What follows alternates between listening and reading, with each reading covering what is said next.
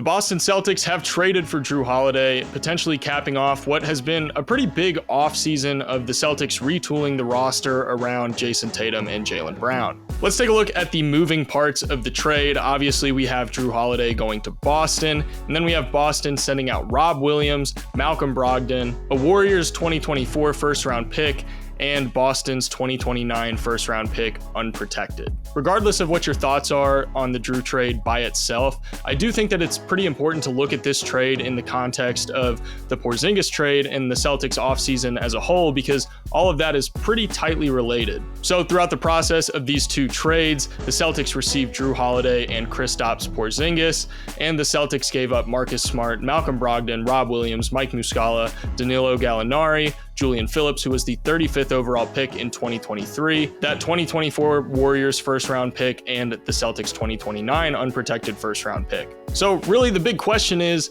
all of that too much to give up for Porzingis and Jrue Holiday? The answer to that question obviously depends on how much you value the guys that they gave up and how much you value Holiday and Porzingis. In this video, we're going to kind of be breaking it down piece by piece and try to understand why Boston did this and why they felt comfortable giving up what they gave up in order to bring in Jrue Holiday and Porzingis. Now, let's start off with Jrue Holiday. Jrue Holiday, we all know, is one of the best perimeter defenders in the entire league. And it doesn't really matter who you think is the better defender between Marcus Smart and Jrue Holiday. The fact of the matter is, Jrue Holiday does have more to offer on the offensive end than Smart. Let's take a look at their production as the pick and roll ball handler from last season. Last season, Jrue recorded 0.98 points per possession.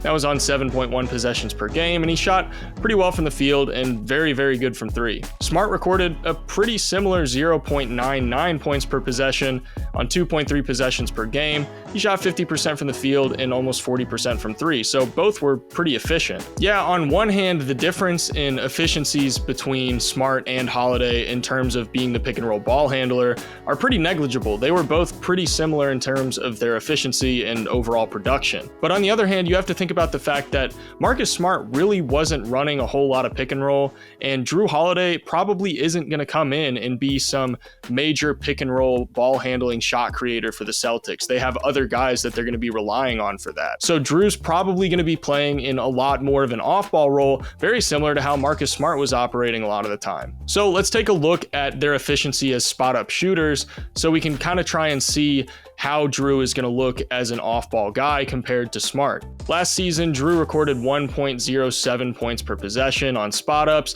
He shot 44.8% from the field and 42.2% from three. Smart, on the other hand, recorded 0.96 points per possession, and he shot 35.4% from the field and around 32% from three. I'm not going to sugarcoat it. That spot-up efficiency from Smart is pretty bad, especially on a team with Jayson Tatum and Jaylen Brown, who benefit from having spacing around them. So Jrue Holiday being a 40% shooter on spot ups is going to be a pretty big upgrade for the Celtics, at least on the offensive end. Like I said, Jrue isn't going to be doing the majority of pick and roll creation. Last season, it was primarily Tatum and Brown. So with that in mind, assuming Jrue kind of takes a back seat in terms of on-ball creation responsibilities, it's going to be important that he can play off-ball and knock down those spot-up opportunities to really maximize what Tatum, Brown, and Porzingis are going to be bringing to the table. Jrue spent most of his time in Milwaukee operating as more of a second or third option, depending on if Chris was healthy or not. And honestly, that's probably a little bit more than he's able to handle. However, I do think he's a lot better of an off-ball offensive weapon than people really give him credit for. Here are some examples from last season. Chris is posting up and the Nets are going to send the double team into the post, leaving Jrue wide open for the three up top. Yes, this is a very, very simple play, but it's important because it illustrates what Jrue can do alongside Porzingis when he's operating out of the post. For some context here, Porzingis was one of the most efficient post scorers last year of any player attempting a meaningful number of post-ups per game.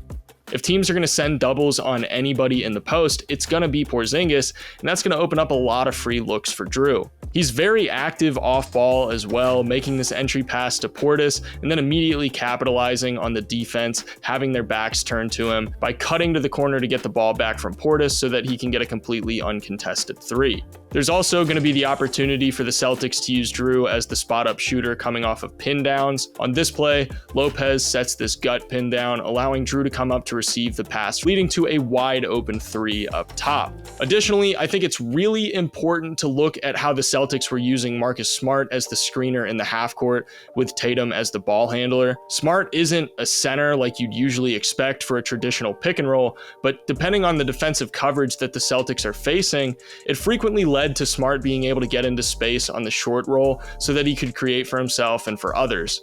If defenses are hedging or trapping Tatum on ball screens, then there's no reason that Jrue can't have a similar level of success operating out of those slip screens to get the ball and create. I can't talk about what Jrue Holiday brings to the table for Boston without also talking about what they gave up to get him, because that's a pretty important piece of the puzzle. Losing Rob Williams is definitely a blow to their overall approach.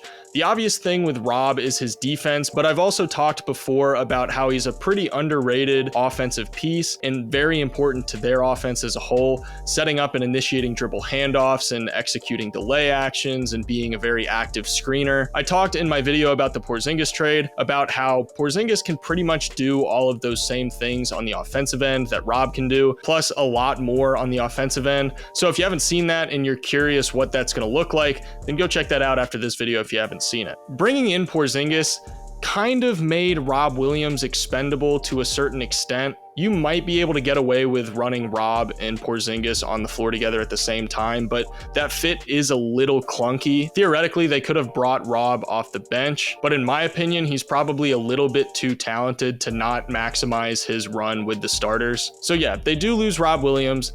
I'm a huge Rob Williams fan. I'm pretty bummed that he got traded, but also I understand why, and I don't think it's quite as big of a deal as people are kind of making it out to be right now. Horford's probably going to end up coming off the bench and playing more of a small ball 5 role and filling in some of the backup center minutes when he needs to. They also have Neemias Queta and Cornette, who are going to end up probably duking it out for whatever minutes remain for that backup 5 spot. Of course, they also lost Brogdon, and Brogdon is still a very productive player, and I'm not saying that he's not, but it also sounds like there might have been some health concerns based on some reports that came out when they initially tried to trade him earlier on in the offseason. So it sounds like it might have been a little bit difficult for them to try and run it back with him. The elephant in the room with the Jrue Holiday trade is what he did in the playoffs last season. It was not good. It's pretty inexcusable stuff. He pretty simply just played terrible. If we're being completely honest and we go back and look at Jrue Holiday's playoff numbers over the course of his entire career, it's really been pretty underwhelming for the most part. He really hasn't ever been a fantastic playoff scorer by any means. Overall, pretty inefficient in the playoffs. In a perfect world, you probably don't want him as the second option on your team or even the third option for that matter,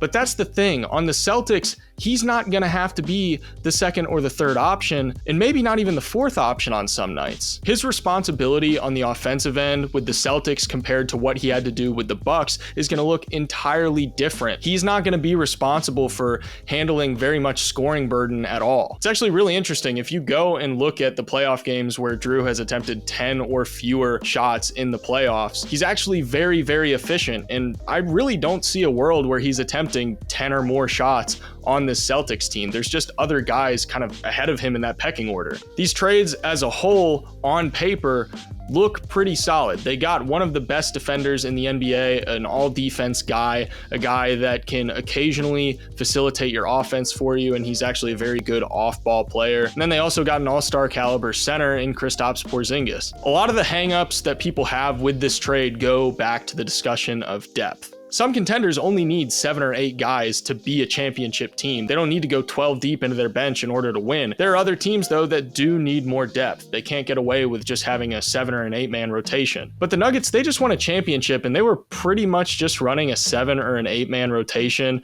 as they got deeper and deeper into that finals run. I'm not saying that the Celtics are 100% going to be able to do that, because obviously they're two entirely different teams. There's very, very different factors going on there. But I also think that they have 7 or 8 guys that can be reliable in a playoff setting, and potentially more. They signed guys like Lamar Stevens, O'Shea Brissett. Those are guys that potentially can be contributing players. I don't think they're as shallow as people think they are, but they do still have work to do, and it's a little bit of a gamble. Anytime a team goes all in like this, it's a gamble. To me, it's less about the Celtics needing or not needing depth, and more about it was time for a change. The Celtics have been pretty much running it back with the same core for half a decade now. They've got a good amount of playoff success to show for it, and they've made it to the finals over the course of that time frame. But at a certain point, you have to shake things up a little bit and try new things. Otherwise, you're just going to keep banging your head against the wall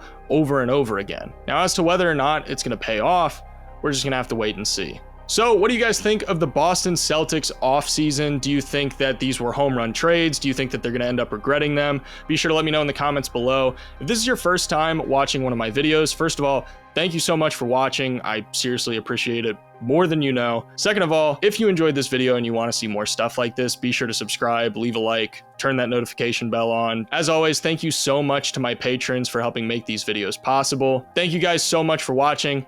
I'll see you in the next one.